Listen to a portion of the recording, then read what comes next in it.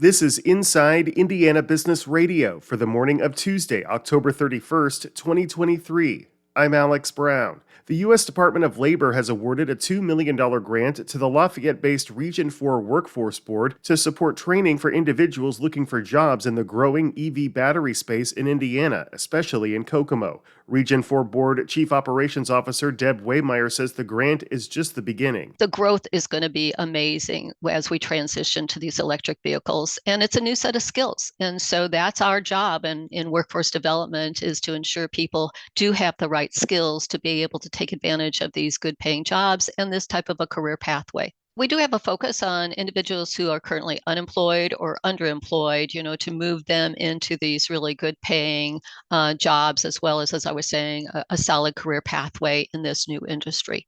Waymeyer said training is expected to start soon, especially to support those seeking jobs at the $2.5 billion EV battery plant in Kokomo currently under construction.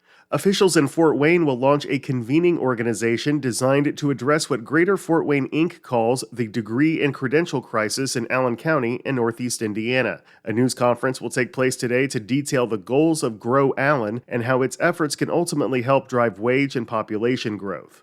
During a panel at this month's Engage Northeast Indiana event, GFI Chief Impact Officer Brenda Gerber-Vincent gave a preview of Grow Allen's goals. It's going to be built around 4 pillars. We're really going to be focused on that early childhood all the way through 12.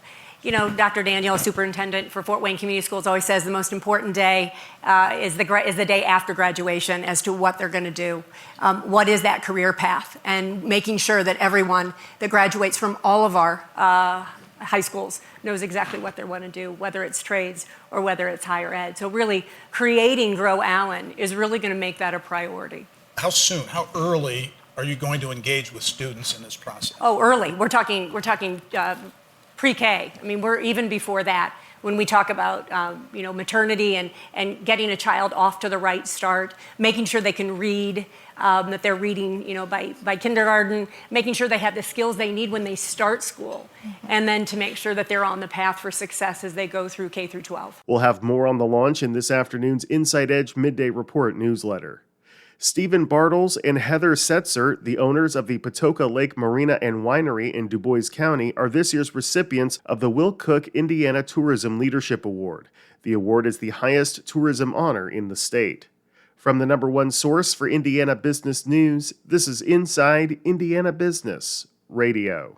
Whether it's a new hire or a noteworthy promotion, IIB's Bigwigs and New Gigs serves as a platform to promote your team. Our revamped offering includes being featured on both the newly redesigned newsletter and at InsideIndianaBusiness.com. Subscribers to the Business News subscription save $10 off every listing. Plus, you can save $100 by bundling your submission to IIB with the Indianapolis Business Journal or the Indiana Lawyer. More at InsideIndianaBusiness.com. Indiana University plans to invest more than $250 million to create 2 new science and health research institutes in Indianapolis, recruit life sciences researchers to Bloomington, and expand or renovate lab space at both campuses. IU President Pamela Whitten said the moves rival the largest investments made in these areas by the nation's leading research universities, and would significantly advance Indiana's position as a leader in life sciences and biotechnology innovation.